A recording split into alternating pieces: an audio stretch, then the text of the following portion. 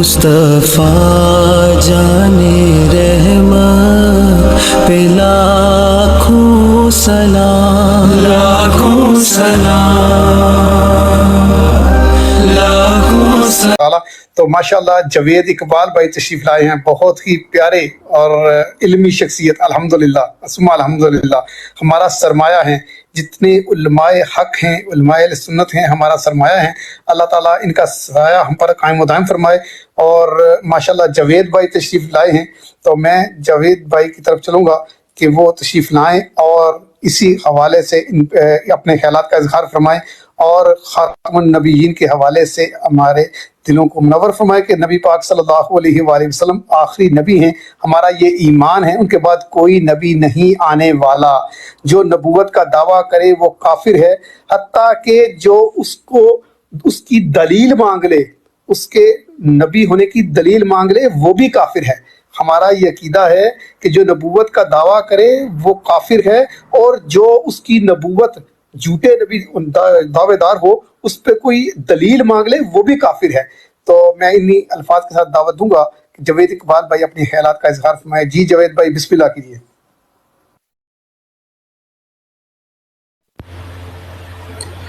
जवेद भाई आप म्यूट पे हैं, प्लीज म्यूट पे। अस्सलाम वालेकुम रहमतुल्लाह। वालेकुम सलाम रहमतुल्लाहि व बरकातहू। जवेद भाई कैमरा भी ऑन कर लें।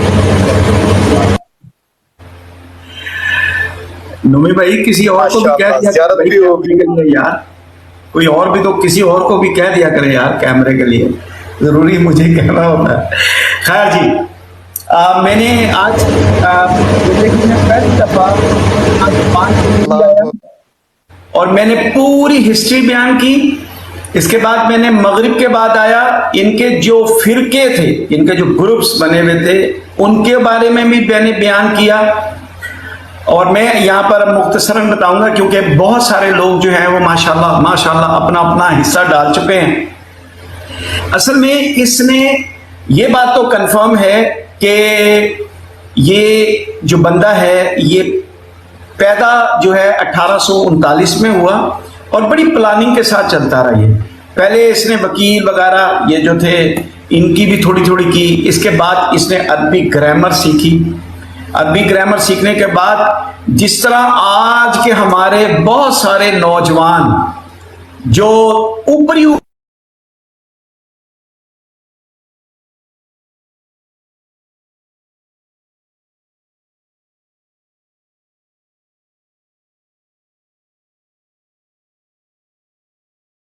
मैं प्लीज आप सब लोगों को उसके इल्म से नहीं परखना, उसके अदाब से, उसकी आजिजी से परखना, क्योंकि इल्म तो इब्लीस के पास भी बहुत था, वो अदब से महरूम था।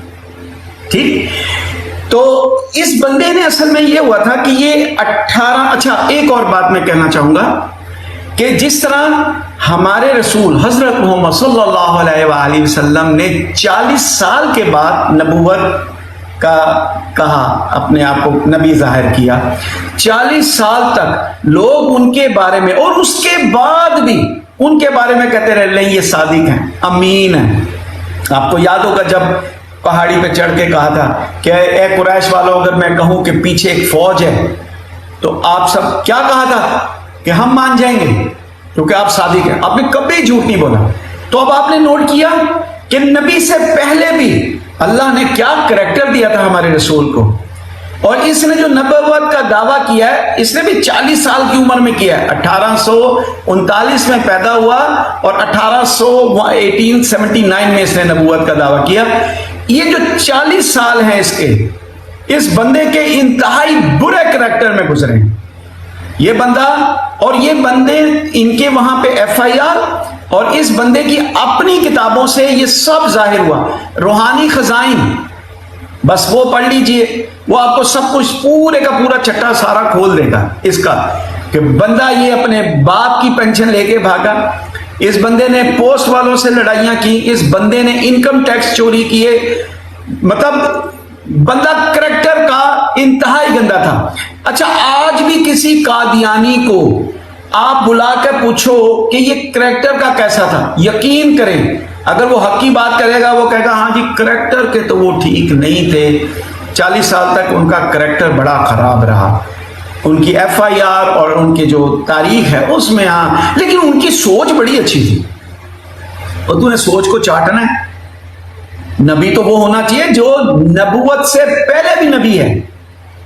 تو یہ جو تھی ان کی کہ یہ سوچ ان کی ایسی تھی.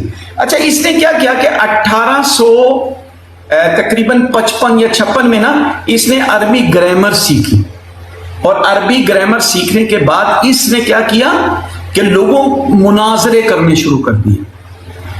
اور مناظرے کن کے خلاف تھے؟ عیسائیوں کے خلاف اور ہندوؤں کے خلاف. اللہ معاف کرے. بعد میں وہ جو مناظرے تھے وہ گالیوں اور غلیظ الزامات پر کیے گئے. پھر انہوں نے بھی جوابی کارروائی کی جہاں پر یہ پھنس گیا. اس کے بعد اس نے کیا کیا کہ آپ کو یاد ہوگا 1857 کی جنگ آزادی، اس میں انگریزوں کو جو خطرہ تھا وہ یہی چیز کا خطرہ تھا کہ یار کسی طریقے سے یہ جو مسلمان ہیں نا یہ جہاد کے معاملے میں بڑے یار، ان کو بس یہ ہے کہ ہمیں شہادت مل جائے ہمارے لیے کافی ہے. تو اس بندے کو تیار کیا تھا، اور اس بندے نے آہستہ آہستہ آہستہ اپنی پوری پہنچ کر کے 1871 میں بھی اس نے جہاد کے بارے میں غلط بیانیاں کی، اور 1900 میں ایگزیکٹ 1900 میں اس نے کہا جہاد ختم، آج کے بعد جو جہاد کا نام لے گا وہ قتال ہوگا، یعنی وہ قتل ہوگا، جہاد ختم ہے. ٹھیک ہے. ہاں یہ ساری چیزیں روحانی خزائن میں موجود ہیں، میں نے کچھ پڑھی ہیں، حالانکہ میں جاتا نہیں ہوں لیکن میں نے جا کے پڑھی ہیں، تو مجھے اس وجہ سے اس فتنے کا پتہ چلا. اچھا اس فتنے نے سٹارٹ کہاں سے کیا اپنی نبوت کے بارے میں؟ سب سے پہلے اس نے سٹارٹ یہاں سے کیا کہ اس نے یہ کہا کہ دیکھو نبوت اور وحی یہ اللہ کی رحمت ہے تمام انسانوں کے لیے، یہ اللہ کی رحمت ہے. جب تک انسان ہے یہ رحمت یہ جو نبوت ہے اور وحی یہ تو آتی رہے گی. یہاں سے اس نے سٹارٹ کیا. اللہ بھلا کرے، اللہ بھلا کرے، اللہ رحمت نازل کرے ہمارے اس وقت کے عالم لوگوں کو. انہوں نے اس کو بلا کے پوچھا تھا اچھا تو یہ بات کر رہا ہے، اچھا چل ٹھیک ہے مجھے یہ بتا کہ جتنے بھی رسول آتے رہے ان کے اوپر جو جو کتابیں آتی رہی، کیا تم اس بات کو مانتا ہے کہ ان میں چینجز ہوئی؟ اس نے کہا ہاں چینجز ہوئی، تحریف ہوئی. اچھا کیا تو مانتا ہے کہ وہ جو کتابیں تھیں وہ مکمل نہیں تھی؟ ہاں میں مانتا ہوں. انہوں نے کہا اچھا اب قرآن کے بارے میں آ جا، کیا قرآن ایک مکمل کتاب ہے؟ اس نے کہا قرآن کے مطابق، یہ حدیثوں کو تو مانتے نہیں تھے نا، قرآن کے مطابق قرآن ایک مکمل کتاب ہے. اچھا اس میں تحریف ہوئی ہے؟ قرآن کے مطابق اس میں کوئی تحریف نہیں ہوئی ہے. انہوں نے کہا تو پھر مجھے بتا عقل کے اندھے کہ جب کوئی تحریف نہیں ہوئی ہے پوری چیز موجود ہے تو اب نبوت کا ذکر ہوگا کیا؟ یہی چیز تا قیامت تک چلے گی. یہاں آ کے یہ پھنس جاتا تھا کہ اب یہ کیا کرے. تو اس نے کیا کیا؟ پینترے بدلے. یہ ذرا ذہن میں رکھیے گا پینترے کیسے بدلے. اس نے سب سے پہلے تو یہ کہا کہ جی میں تو وہ نہیں ہوں، پہلے تو نبوت کا دعویٰ نہیں کیا تھا اس نے. سب سے پہلے تو اس نے کہا میں مجدد ہوں. مجدد ہونے کے بعد پھر اس نے کہا میں مسیح موعود ہوں. پھر اس نے کہا میں امام مہدی ہوں. یہ سٹیپ بائی سٹیپ اپنے اوپر یہ لانتیں اکٹھی کرتا چلا گیا، اور آخر میں اس نے آ کر نبوت کا دعویٰ کیا 1879 میں 40 سال کی عمر میں. اور یہ بندہ لانتی ایسا تھا یار. میں اسی وجہ سے آپ سب لوگوں کو ایک بات کہتا ہوں کہ اگر اللہ نے آپ کو مجھے سب کو علم دیا ہے نا یار، اللہ سے دعا کرتے رہو کہ اللہ ہمیں استقامت بخش. اگر علم متکبر والی کوالٹی میں آ جائے تو یہ یاد رکھنا کہ پھر بندے کے اندر میں آ جاتی ہے، اور جس بندے کے اندر میں آ گئی اللہ پھر اس کو پتہ نہیں کہاں سے اٹھا کے اور کہاں گہرائیوں میں نیچے پھینکتا ہے. تو میں اس وقت بھی یہ بات کہی تھی، ابھی بھی یہ کہتا ہوں کہ جتنے بھی بندے ہیں، اور آج ماشاءاللہ سورہ میں الاعراف پڑھا رہا ہوں، اس میں یہ کہا گیا، بندہ کہہ رہے ہیں کہ اگر اللہ میری رہنمائی نہ کرتا تو میں رہنمائی نہیں پا سکتا تھا۔ آج کل ہم سب لوگ اپنا کریڈٹ لے رہے ہوتے ہیں، جی میں نے تو یہ عہدہ لیا، میں نے بڑی محنت کی، میں نے یہ کیا، خواہ تو نے کی، اگر اللہ نہ چاہتا تو کچھ نہیں کر سکتا تھا۔ اور اچھا، اللہ جواب میں یہ بھی کہہ رہے ہیں کہ آج جو جنت تمہیں مل رہی ہے وہ تمہارے اعمالوں کی وجہ سے، یہ اللہ کہہ سکتا ہے، ہم نہیں کہہ سکتے، یہ ذرا دھیان رکھیے گا۔ آج جو بھی بندہ صاحب علم ہے، صاحب عقل ہے، جو بھی بندہ ہے، وہ اللہ تعالیٰ سے اپنے لیے اور جتنے بھی بندے ہمارے یہاں پہ بیٹھے ہوئے سب کے لیے دعا کرے، اللہ ہم سب کو استقامت دے، اللہ ہمیں ایسا نہ کرنا کہ ہم تجھے ہی بھول بیٹھے، آمین ثم آمین۔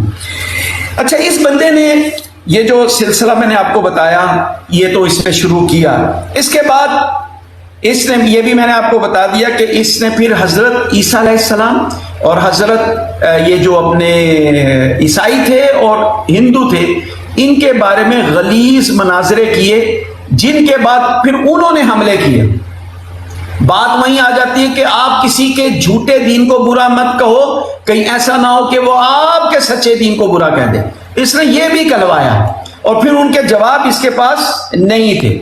اچھا، جب 1879 میں، یہ امپورٹنٹ ذرا سن لیجئے گا، 1879 میں جب اس نے کہا نا کہ میں نبی ہوں، اللہ نے مجھ پر وحی نازل کی ہے اور اللہ نے مجھے کہا ہے کہ تم ایک کتاب لکھو گے جس کا نام براہین احمدیہ ہوگا، جس کے 4 والیوم ہوں گے۔ آج بھی آپ جا کے کوئی چیک کر لیں کہ اس کے 4 والیوم نہیں ہیں۔ اس بندے نے تو اپنے اللہ سے بھی وفا نہیں کی، جو اس نے ایک جھوٹ باندھا اللہ کے اوپر، اس نے اس کو بھی وفا نہیں کی۔ اس کے بعد اس نے پھر ایک اور دعویٰ کیا کہ جی مجھے جسمانی کمزوری ہو گئی ہے، اللہ نے مجھے ایک دوائی کا نام دیا تیاق احمدیہ۔ وہ بعد میں پتا چلا جی او پی ایم یا وہ ڈرگ والی دوائی تھی جس میں نشہ ملتا تھا۔ یہ ذرا سنتے جائیے گا۔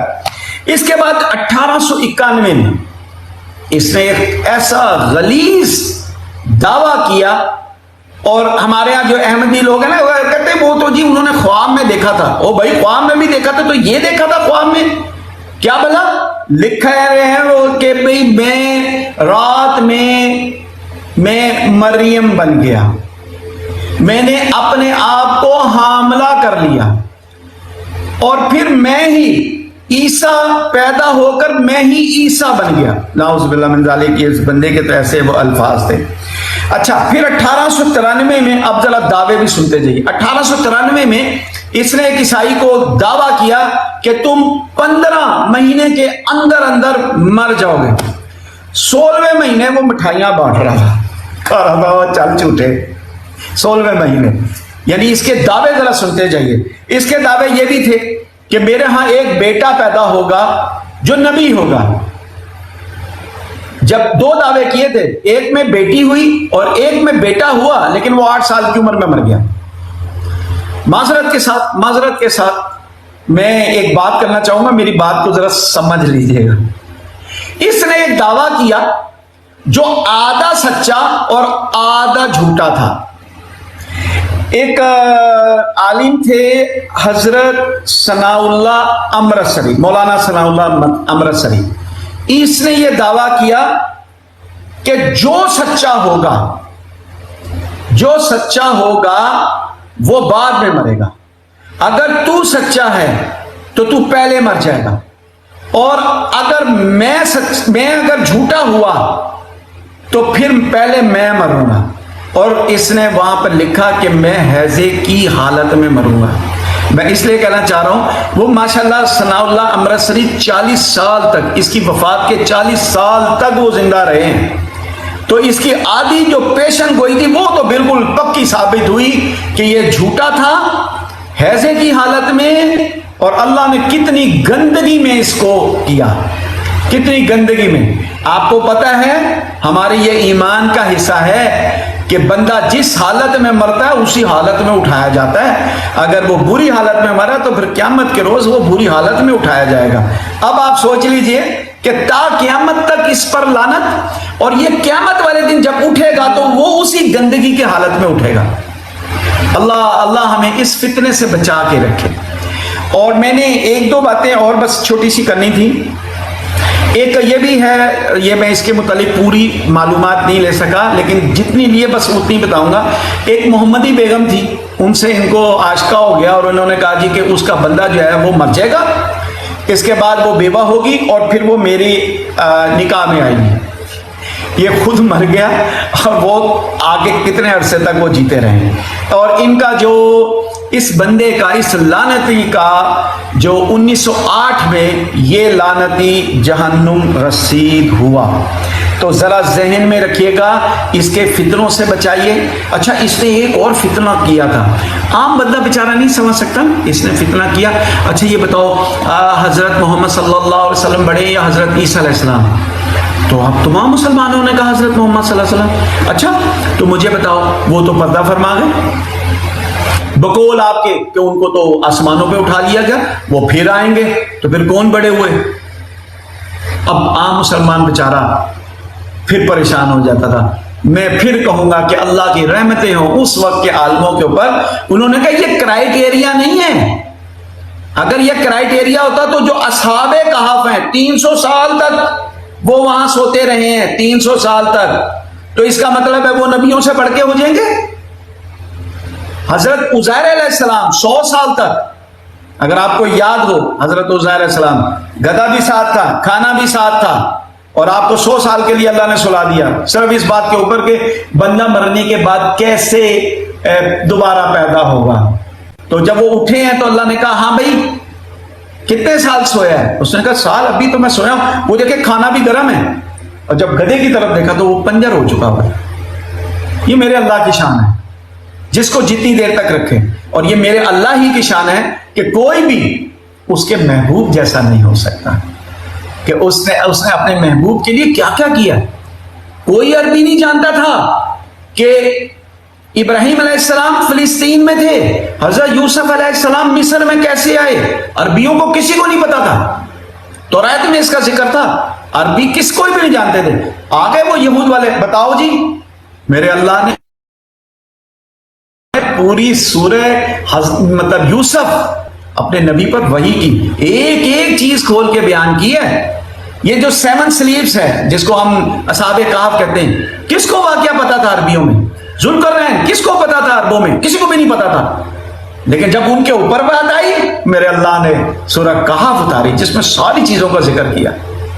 تو وہ محبوب جس کا کوئی دعوے دار کھڑا ہو جائے, الحمدللہ رب العالمین ثم الحمدللہ رب العالمین, وہ گندگی ہی میں مرے گا, اس کا انجام بھی گندگی, اور قیامت کے روز اس کا جو شروع ہے وہ بھی گندگی میں ہوگا.